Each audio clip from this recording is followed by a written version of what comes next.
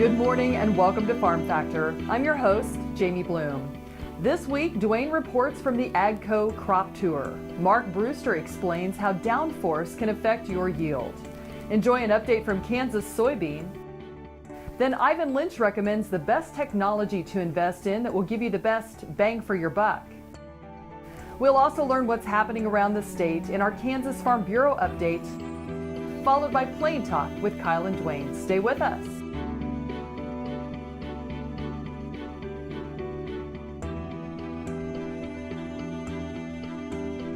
Closed captioning brought to you by Ag Promo Source. Together we grow. Learn more at agpromosource.com. I had this horse. It was a good horse, except for when the wind was blowing above 30 miles an hour. Wind was blowing about 35, 40, and I saddled him up, rode him out to the end of the lane, and I thought, well, he's doing pretty good. And about 6 jumps later, I was laying on the ground and thinking, boy, my shoulders sure hurt. I kept waiting, and it didn't get better, and so I went to orthopedic surgeon, and that showed that I had torn rotator cuff. And said, well, we'll have to do surgery. I farm and ranch by myself. This is not going to work out very well. I'd been sleeping in my recliner for about 2.5 years because it hurt too much to sleep in bed on my side. I'd heard about Kansas Regenerative Medicine Center on the radio. Gotten down there at 8 o'clock in the morning, and by 11:30 the procedure was all over. They just took some fat out of my side here and spun that down for about 45 minutes and then injected it in my shoulders, and I was on my way. It's something you don't hear about, but I thought it was worth a try, and I'm really pleased. It's really worked out well for me.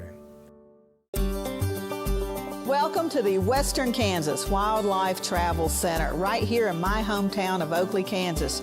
We're the front door of Western Kansas, located on 3 main highways, I-70, US 83, and US 40. And all those roads lead to history, beautiful scenery, and adventure, no matter which direction you go.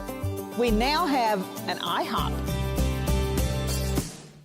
That brand that you've trusted up and down the road in all your travels is staffed with local folks, real people, just like you and me, and we're waiting on you to join us. So for fun, adventure, fuel up, fuel your body, and let's have some fun.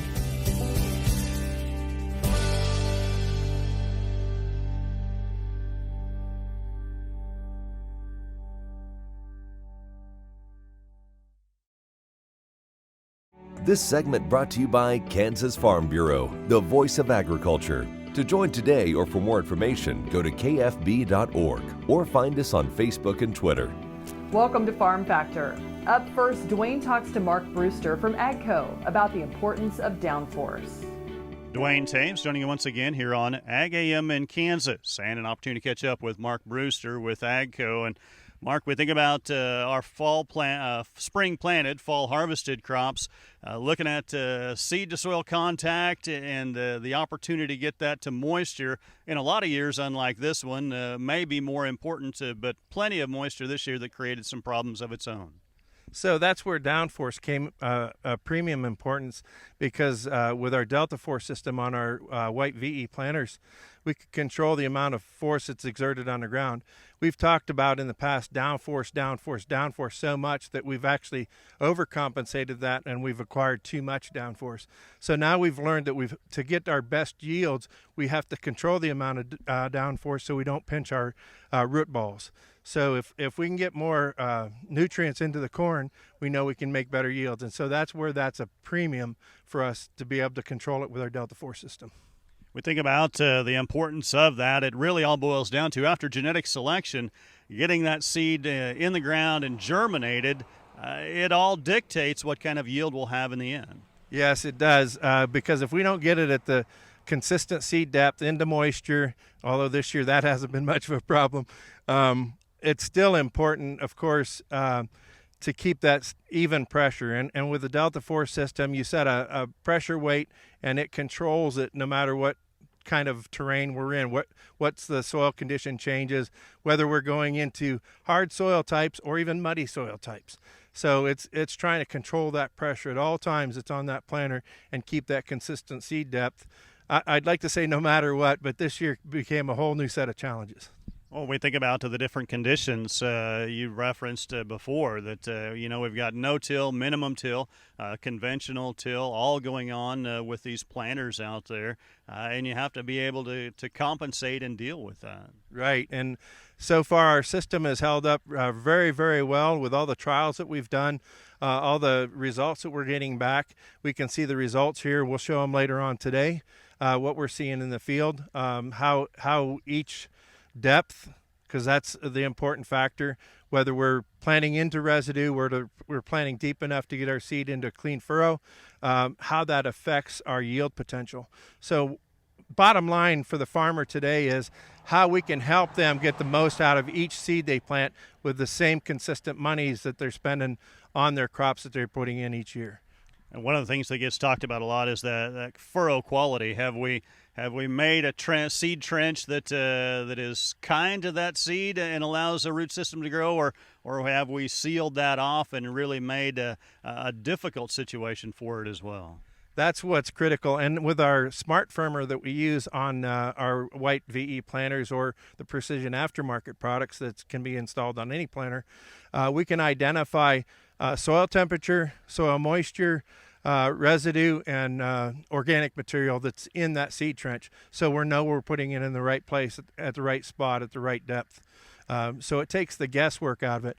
And taking the guesswork is a great thing when it comes to farming, because it at least gives you the opportunity, barring Mother Nature, to do the best you can with what you got. All right, thanks to Mark Brewster with AGCO joining us on Ag AM in Kansas. Jamie, we'll send it back to you. Thanks, Duane. Stay tuned for this week's Kansas Soybean Update, coming up right after these messages. Hello, I'm Dr. Frank Lyons from Kansas Regenerative Medicine Center here in Manhattan, Kansas. Daryl was one of our patients that we did about 7 months ago. I dug trees by hand for years and years and years. In the process, I wore out my rotator cuff. But when I learned about this process, I thought if there's a way to get rid of this pain, then I want to do it. So we did it, and it worked. I'm not going to go out and take trees with a shovel anymore, but I can do the things that I want to do now. Well, it's been very gratifying to help people with their painful joints and other entities. And it's been especially gratifying to be able to help people who I know and have worked with and known for many years.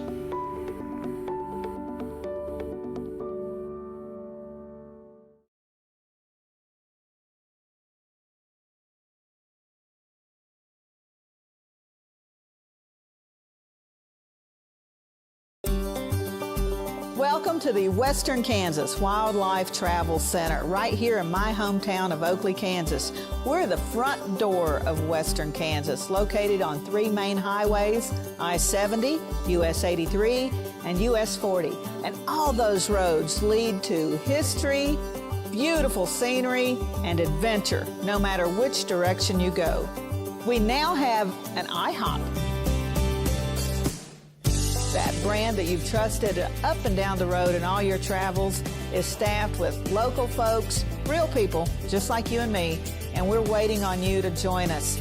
So for fun, adventure, fuel up, fuel your body, and let's have some fun.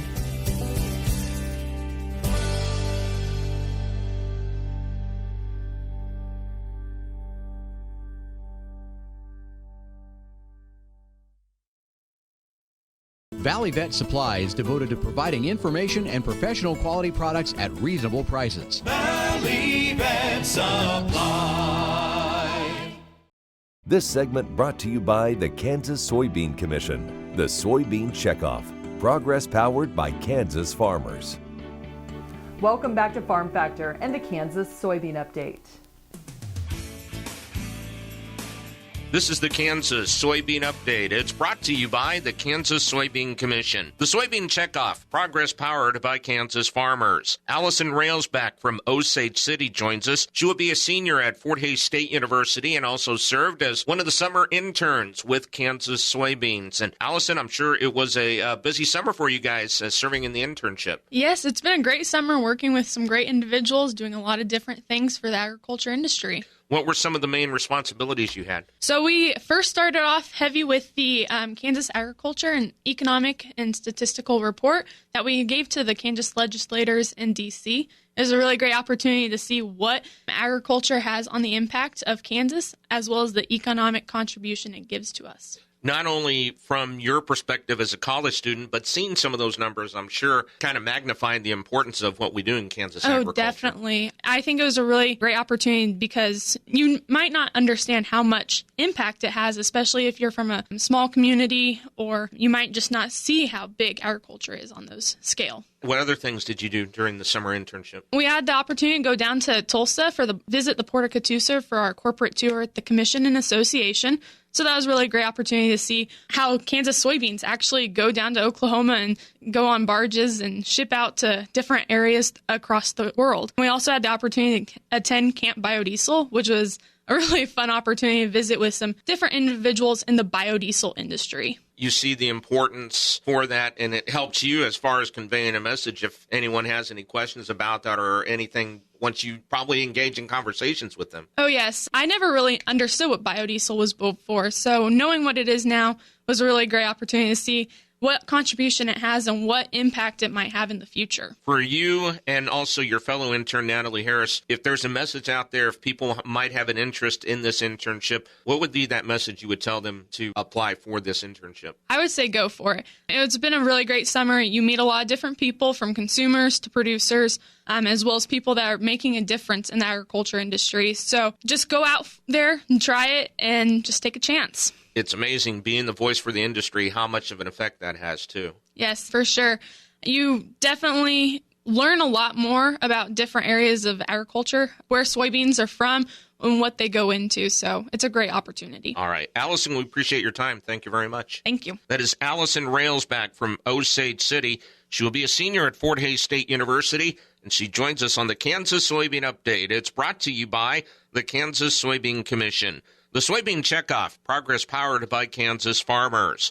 Learn more at kansassoybeans.org. For Kansas Soybeans, I'm Greg Akagi.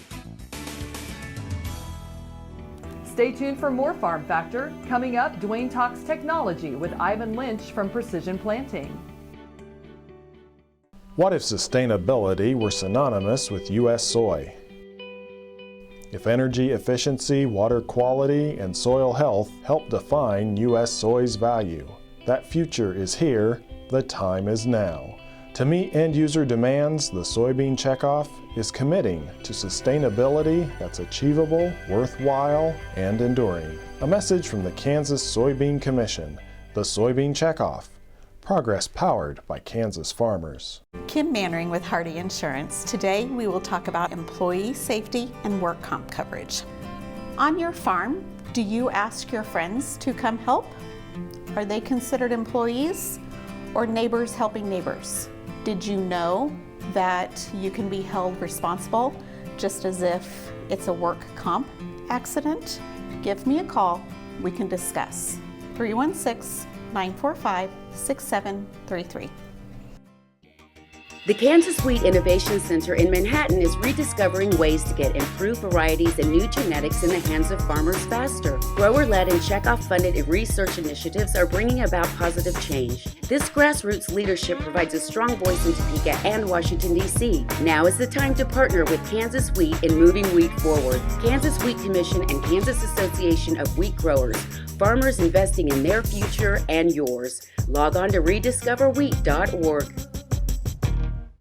This segment brought to you by Sure Crop, liquid crop nutrition delivered right to your farm. We're back. Now Duane talks with Ivan Lentsch about which technology is a good investment for your operation. Duane Taves joining him once again here on Ag AM in Kansas, and an opportunity to catch up with Ivan Lentsch with Precision Planting. Ivan, we think about a lot of technology changes in the last 20 years in particular when we think about production agriculture. From a basic standpoint, where is a real stepping off point that's going to give guys the most bang for their buck in trying to get better at making a production system that works on their farm? Great question. I mean, step one is if we're going to invest in any of these new precision ag technologies, we need to be certain that we know exactly how we're going to get paid back from those things, right? I mean, an investment without a return, particularly in our our current economy, not a great idea. I think step one is understanding where some of those issues can be. We need to have something that can shine a flashlight on problems that we can't see right away. If we have an opening disc fall off in the field, of course we're going to stop and fix it, right? It's a mechanical thing. We can see you have an issue. Next step is going to be what's looking at those items that we can't see, and the value of a good monitor for planting beyond just a singulation metric or a spacing metric. Of course, population, right? Ever popular. That's more where things kind of started out. From blockage monitors to just population, and now we're looking at more and more as we have more of a sensor array at our disposal. So from a monitoring standpoint, the 2020 seed sense with precision planting has been instrumental in kind of changing what that landscape looks like, in that we bring out data that we truly represent by the millisecond, with options now within the Gen 3 monitor for high definition mapping along with it. One of the key takeaways when we look at a sensor like a downforce sensor that we're measuring, we're giving you a ground contact percentage. Anything above 20 pounds we would consider ground contact. This is to make sure that we're actually at depth, right? If we're having loss of ground contact issues, we're going to end up having some shallow plant seed, which can obviously cost us quite a bit. So if we look at our ground contact, and we also of course put an accelerometer on each row, and this is to measure this row unit ride. If we see ground contact falling off, and we see good ride falling off, and we see spacing even start to fall off in a traditional seed tube, we would be able to determine if we slow down just 2 or 3 tenths of a mile an hour, typically those will come back up. And we've kind of helped, beyond just monitoring, helped make a decision based on that feedback that field that day with those conditions, we can determine what that speed limit really should be based on a good job planting.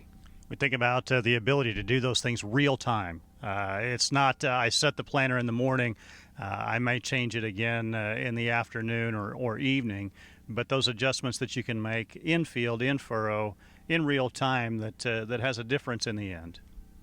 Very true. In many cases, your local precision planting dealer would help you start up and understand some of the things that you're seeing.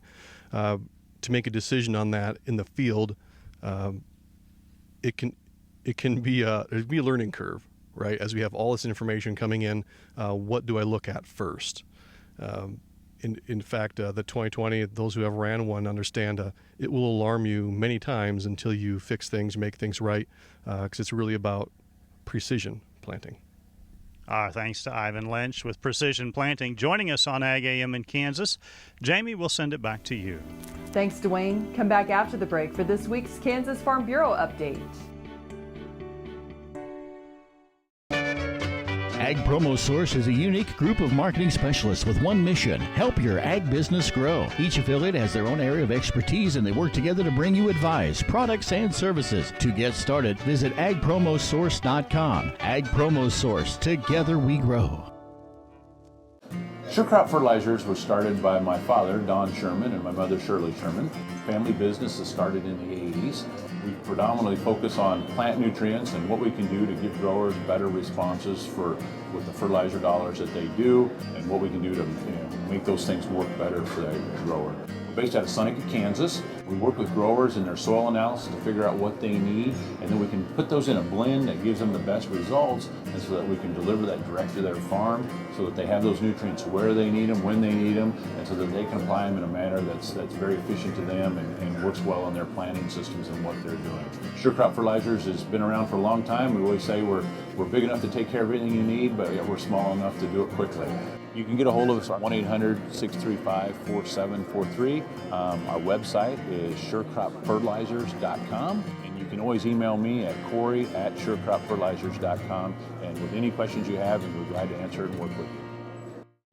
This segment brought to you by Kansas Farm Bureau, the voice of agriculture. To join today or for more information, go to kfb.org or find us on Facebook and Twitter. Welcome back to Farm Factor and the Kansas Farm Bureau update. We just have a few small cow-calf herd, and plus we take and grow corn, soybeans, and wheat. Our son-in-law works with Farm Bureau and has been telling us about different things. And so I started watching the little newsletters for little trips they were doing. So we've been to on two different Farm Bureau trips beside this one. And I think they're just all very educational, and one just learns a lot when you go to all these different places. And they always do a good job of variety. A little of this, a little of that, and by the end of the evening, you've got so much information, you can't keep it all straight. I thought there at Angus Farm, when we went to go see where they built that new facility to do their AIing, the shoot facilities and the bud system and all that, I thought that was very interesting. Yeah, I think the trips are well planned and very organized. Everything flows pretty smoothly. And then, you get to eat in between. Stay with us. We'll be back after the break with Plain Talk. Kim Mannering with Hardy Insurance. Today we will talk about umbrella coverage. Did you know that if your cattle get out, you could be held liable for that? Call me. Let's have a discussion. 316-945-6733. You don't have to be a farmer or rancher to become a Kansas Farm Bureau member. Anyone can join. As a member, you'll get discounts on things like hotels and entertainment, health and wellness services, cell phone plans, and more. You'll also strengthen the lives of your fellow Kansans and help build strong, prosperous communities through agriculture advocacy and education. Join us today. Visit kfb.org/join to learn more. Join us for the 15th annual Fall Bull Sale at Gardner Angus Ranch, Monday, September 30th at 9 a.m., featuring approximately 450 registered bulls, 160 registered females, including 35 cows and 125 heifers, and 300 bred commercial females.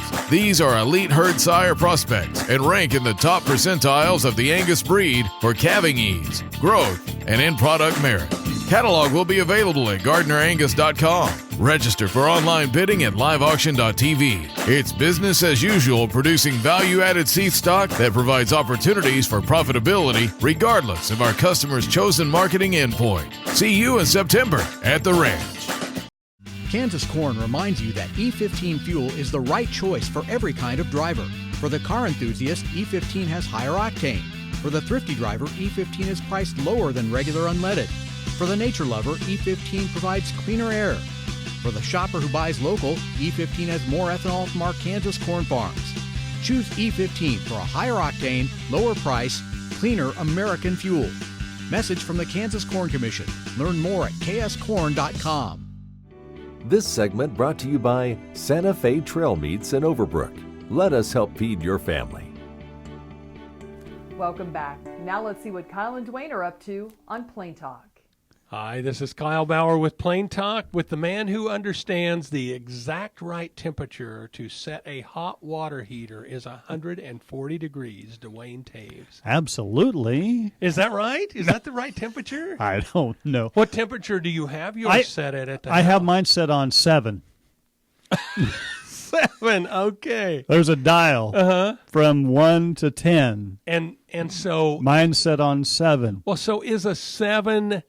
it's pretty hot enough that if you ran it over your hand, you would scald your hand? I don't know if you would scald it. I mean, enough that it would be. Yeah, it would be an injury. It would be uncomfortable. It would absolutely. be an injury. Yeah. So now the upside is we have no small children at home, so we don't have to worry about them doing that.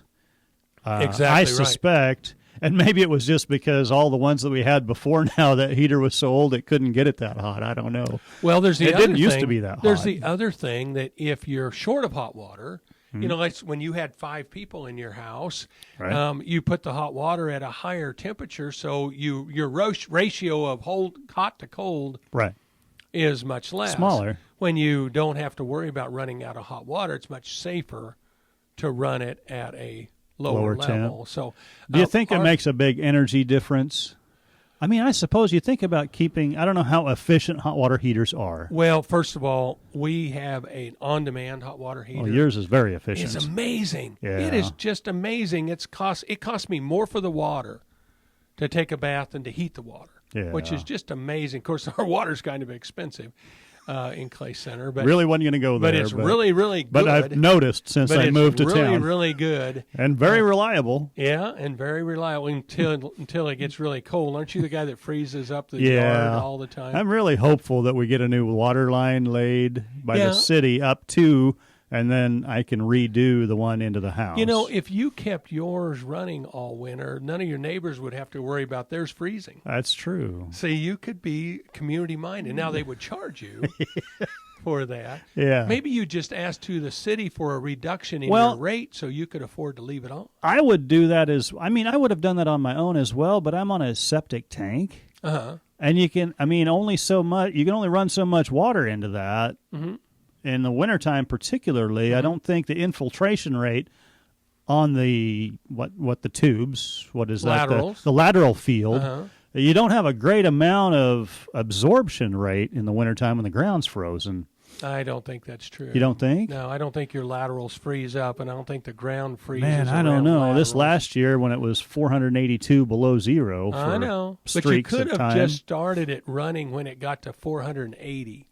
And not below zero. Right. And not run it all winter long. You could have just run it when it's really cold. I had never thought of this. One of my neighbors actually takes the temperature of the water at his tap. There you go. Never thought of that either. I had never thought of that. He's like, well, have you noticed how cold your cold water is? It's like, yeah.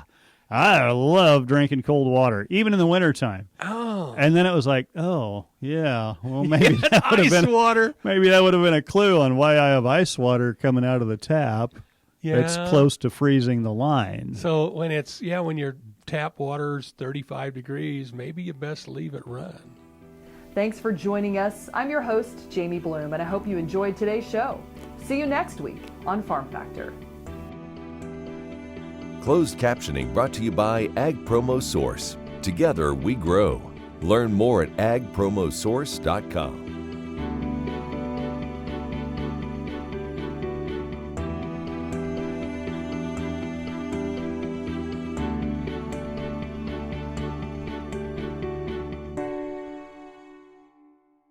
What if sustainability were synonymous with U.S. soy? If energy efficiency, water quality, and soil health help define U.S. soy's value, that future is here, the time is now. To meet end-user demands, the Soybean Checkoff is committing to sustainability that's achievable, worthwhile, and enduring. A message from the Kansas Soybean Commission, the Soybean Checkoff. Progress powered by Kansas farmers. Kim Mannering with Hardy Insurance. Today we will talk about employee safety and work comp coverage. On your farm, do you ask your friends to come help? Are they considered employees or neighbors helping neighbors? Did you know that you can be held responsible just as if it's a work comp accident? Give me a call, we can discuss. 316-945-6733.